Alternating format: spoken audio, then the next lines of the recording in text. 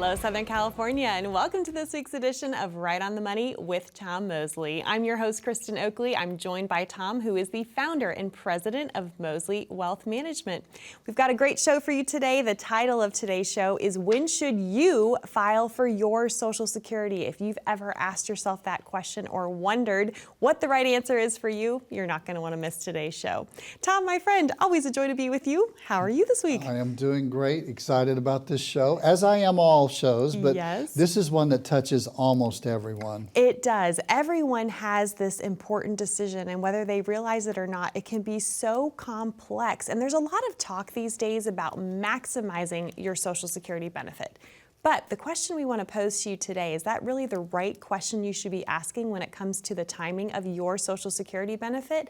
What does it mean to actually optimize your benefits for you? And so much goes into this important decision. And I want to start off too by highlighting that you and your team have a distinct designation that really sets you apart in this space. Talk a little bit about that. We train every one of our advisors, and we're up to 11 advisors now, and we train with the National Social Security Advisors Association. And that association allows us to go through and we take a 19-module test and our class, and then we take a test, and it's a proctored exam. It's an exam that we go and we take like at a testing facility, and a pass-fail, because we want to make sure that if we're giving you advice and information on Social Security, that Social Security is accurate. And so it is so difficult.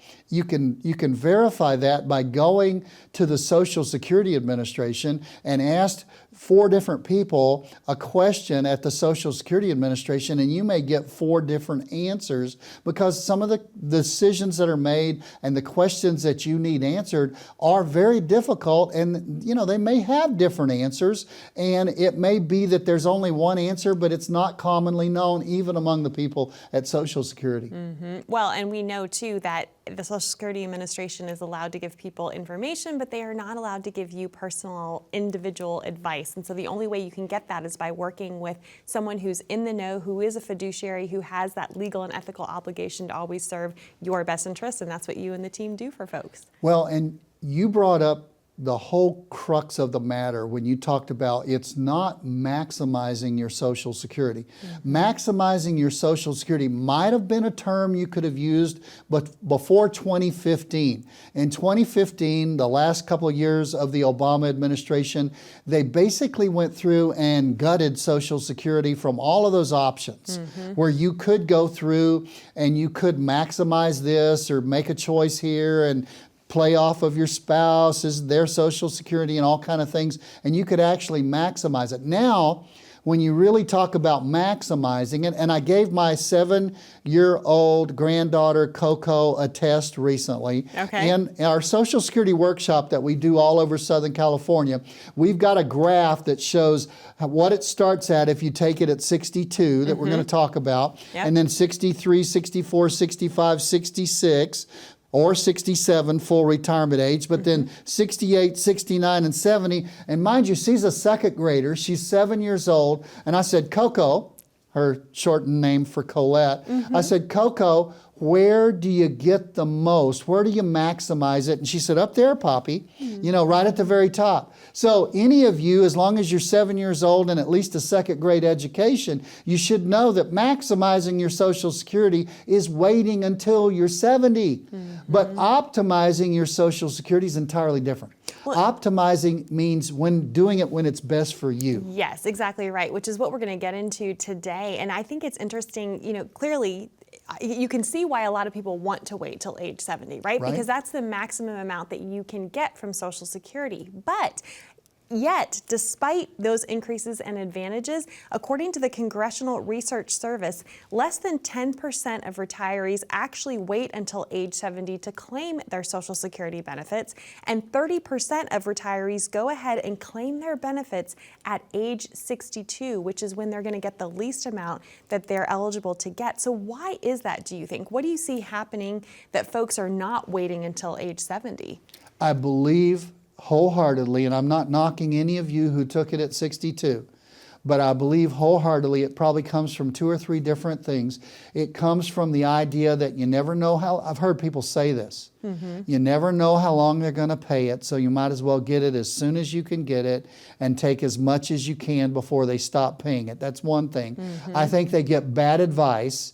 And number 3, I think it's a little bit of not really knowing, ignorance of the real rules of Social Security that we'll get into a little bit as we go through the show. There's some penalties for taking it early if you're still working. Right. A lot of people come and they say, I'm still working, but I'm going to go ahead and get Social Security at 62 and I'm going to pay off this, or I'm just going to save the money, or that's going to help me pad my retirement. Well, there's a problem with that in that there's a maximum limit as to what you can earn. I'll go ahead and give it. It's $22,320 in 2024 is the most you can earn, but without then every $2 over paying back $1 of Social Security. Yep. So you get It's into a huge payback penalty. situation Right. where you can only make a little bit more than $1,800 a month, or you're paying back Social Security. Real crucial. Yeah, and a lot of people aren't aware of that. So Aren't aware. That's a huge pitfall. Well, here's another thing to add to this conversation, and this is coming from JP Morgan Asset Management.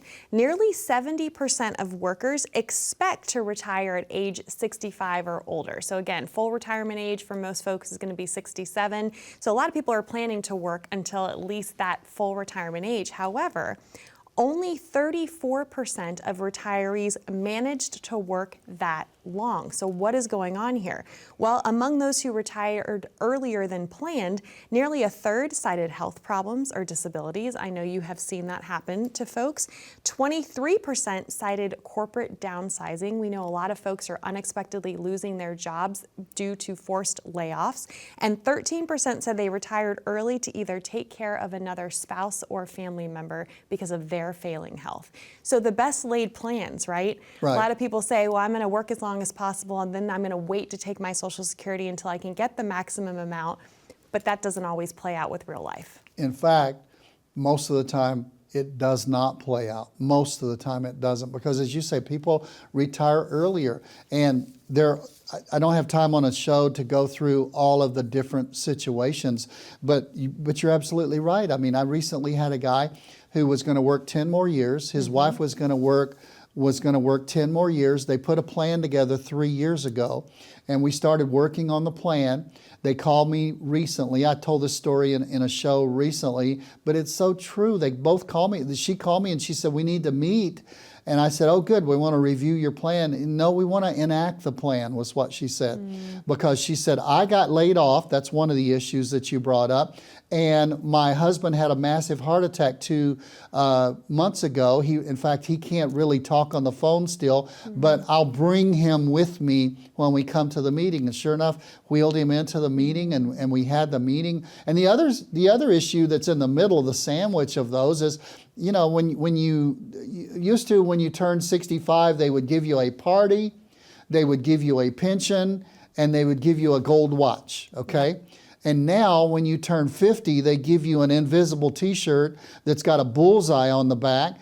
And every time they want to do a corporate layoff, and there's massive amounts of layoffs going on right now, okay? And some of you may be wanting to turn to your Social Security if you're already 62. May be a good idea, may not be a good idea. Would be a good idea to get a retirement blueprint to see if you're ready to retire, or are you going to have to go out and seek another job? Because what happens is people turn on their Social Security when they're 62, and you get laid off and you think, well, I need income. Well, where can I get income? I can go get income from Social Security. That's right. But if there's a $22,320 maximum in 2024, you can only make so much money, and then you have to start paying back the Social Security. So this is the catch-22. These are the little things that are really counterintuitive, to think that if I turn on Social, I might have to pay it back.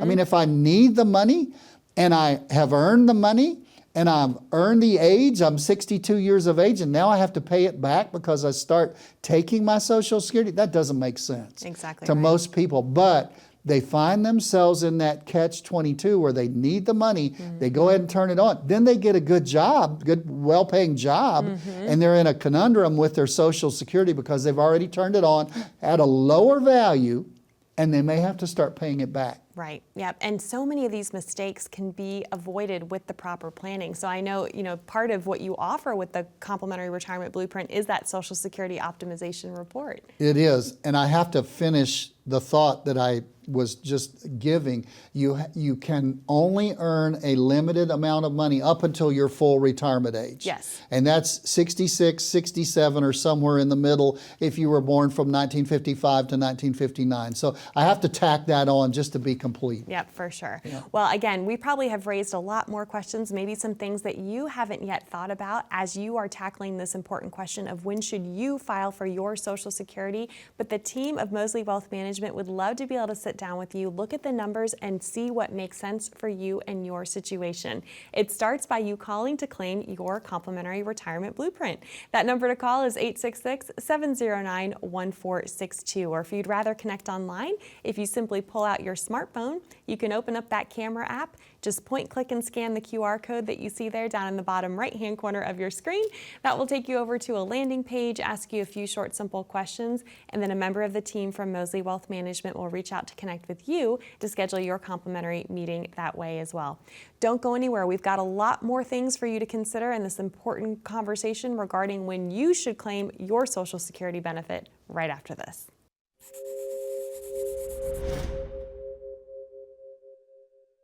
Fiduciary is a big word in our industry, and fiduciary means you act in a client's best interest. At Owsley Wealth Management, you are an individual. You're different than anybody else on this planet. You look different. You've got a different Social Security number. You live at a different address. Everything about you is different. The first visit is just getting to know them, getting to know where they are. We literally start with a blank legal pad. And at the end of that meeting, we just say, okay, you've brought a lot of stuff here. Do you want us to look at this stuff and see what we would recommend? And when I look at statements that people bring me from so-called fiduciaries, and I ask them, I say, why did you get put 50% in this and 50% in this? Many times they'll say, well, that's what the advisor said he likes to do. My question is, would I do this for my mom? Would I do this for my dad? Would I do this for myself? So you really have to sit back sometimes and say, if I were them, if I were sitting on their side of the table, what would I do? And I've literally sat in my office at least once every 2 or 3 weeks and try to put together a case for somebody where it's iffy as to whether they'll make it or not. And you have to ask yourself, what would I do if I were in their situation? And never, ever recommend something that you wouldn't do if you were right where they are.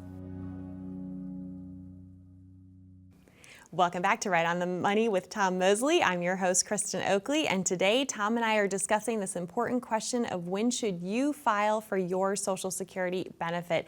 Clearly, so much goes into the situation. There's so many personal factors that often far outweigh the math.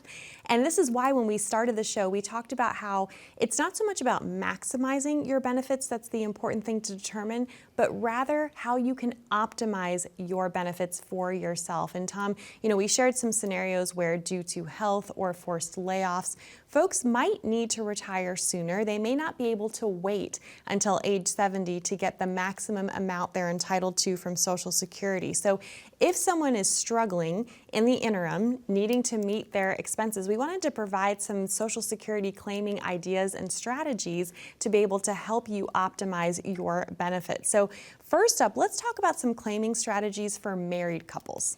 Well, I like the claiming strategy for married couples is, I always like to consider the married couple as one, and so many other things, community, property, state, two are one when they're to be considered. I like to consider the Social Security as one investment entity that we're trying to put money into, if you want to look at it that way.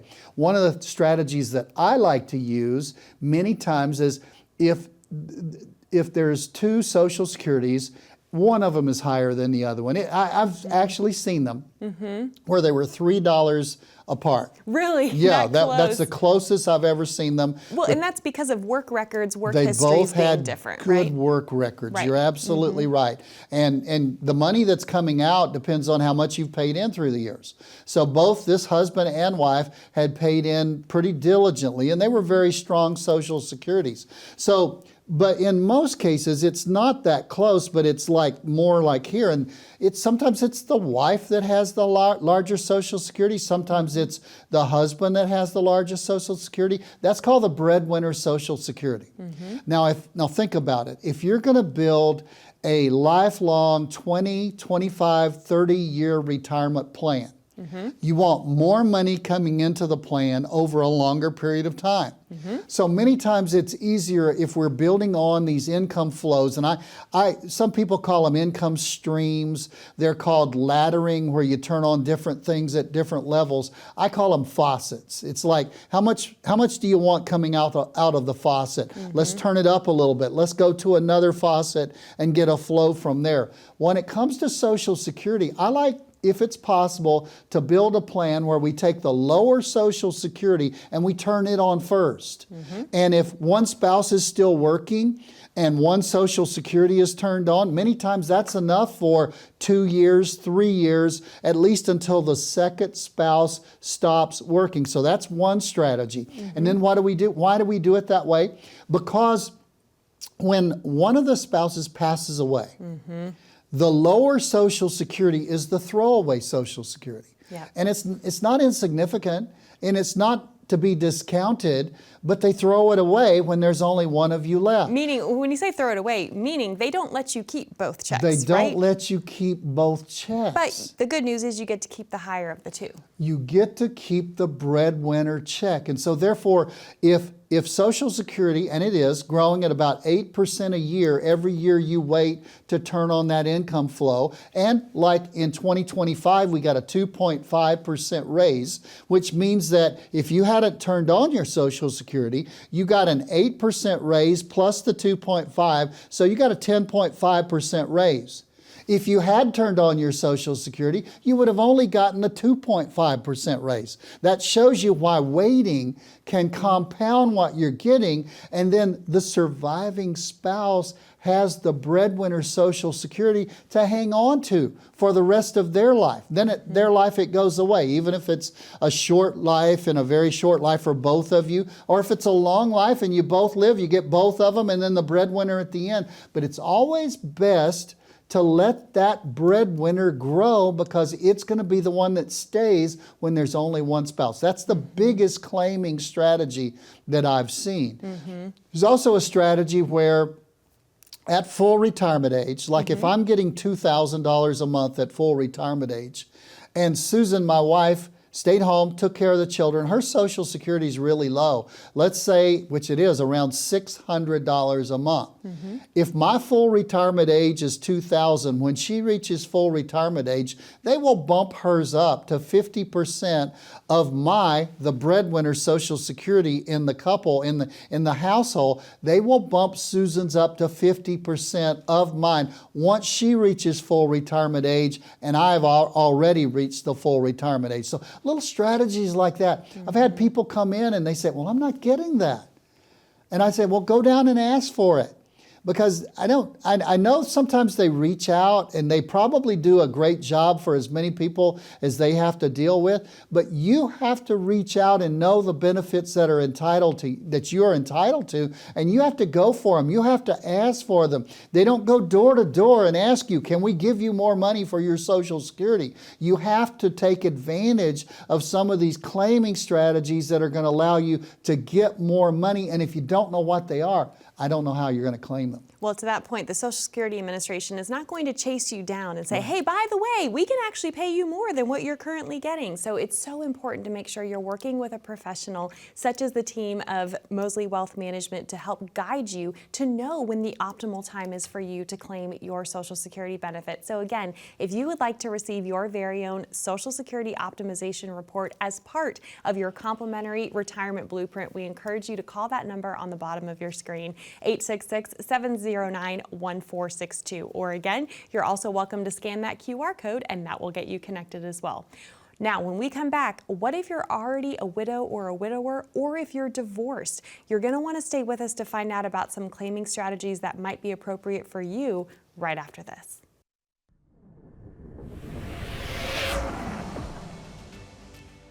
Better is just better, but it doesn't begin without a plan. Better, it's the American way, from a better house, to a better career, to a better life for our kids. Americans strive for better. But when it comes to your retirement, what does better mean to you? A better income? A better lifestyle? A better solution? A better retirement begins with a financial plan. To get your complimentary financial plan, call the number you see here. It's your retirement and an opportunity for better.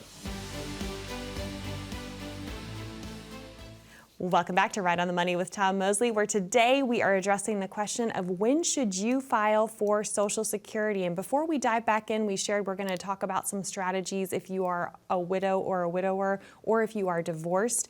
But before we get to that, one of the things, Tom, in my work as a financial educator, as I've traveled nationwide, a question I've gotten a lot about Social Security is something known as the break-even point.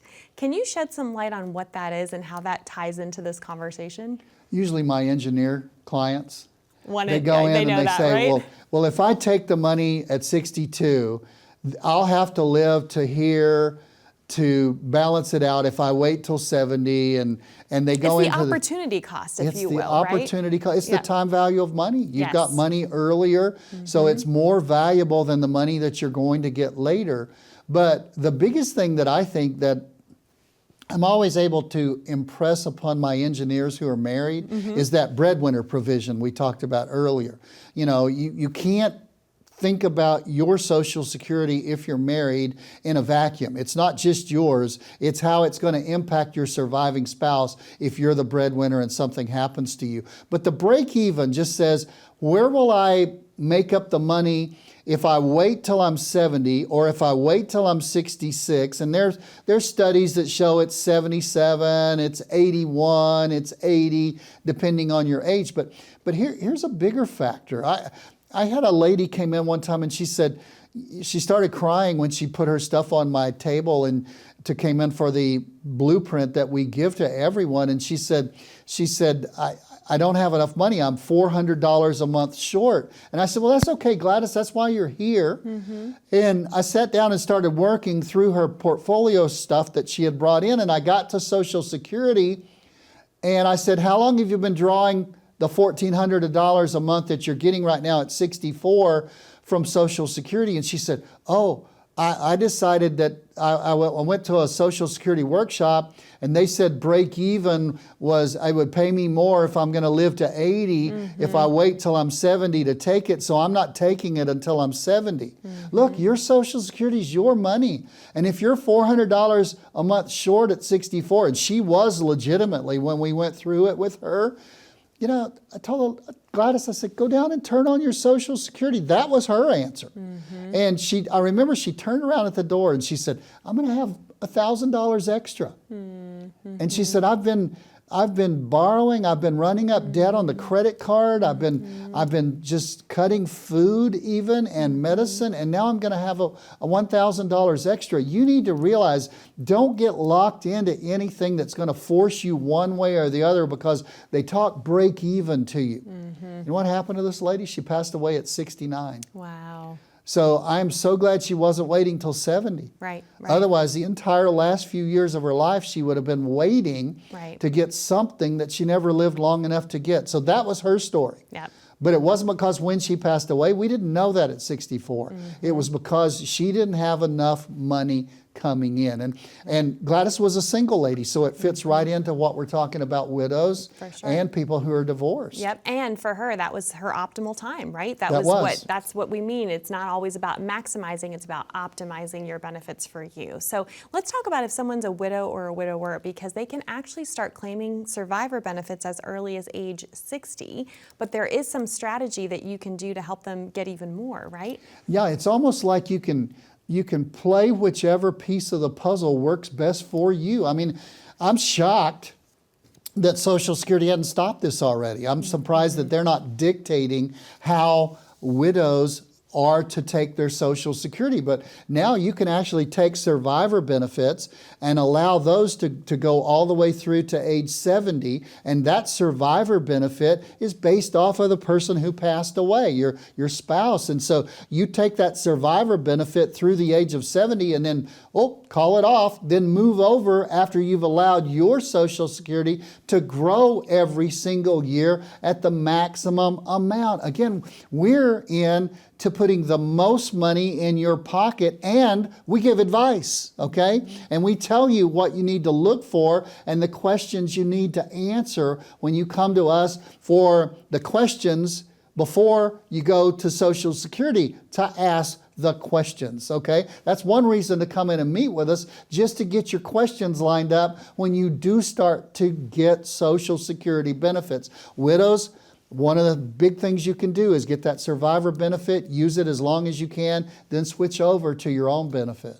And then I know you have a great story of a woman you helped who was divorced, who didn't realize she was actually eligible to collect benefits off of her ex-spouse who was still alive. So talk about that. Yeah, she came into our Irvine class. And by the way, you can go to our website, Mosley Wealth Management. You see the spelling of my name on the screen, mosleywealthmanagement.com. Go to seminars. We have seminars every week on Social Security all over Southern California. It's that important to get it right. This lady came to Irvine down at Portola Springs, and she came up afterwards and she said, you know, is there any way I can draw off of my ex-husband? He was a lawyer. I stayed home and raised the children, never paid much social, and she was getting a very meager amount for Social Security. And I said, sure, you can go down.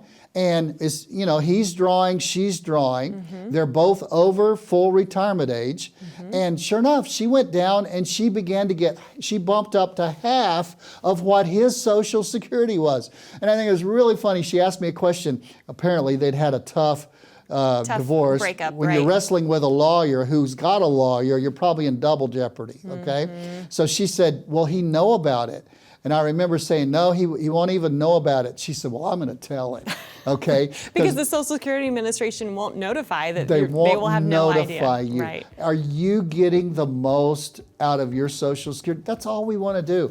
We want to help you get the most out of Social Security so you can have a great retirement. Yep, and again, it's about optimizing, not necessarily maximizing. So when is the optimal time for you? Well, this is why there's no substitute for sitting down in the financial planning environment to figure out what the right answer to that important question is for you.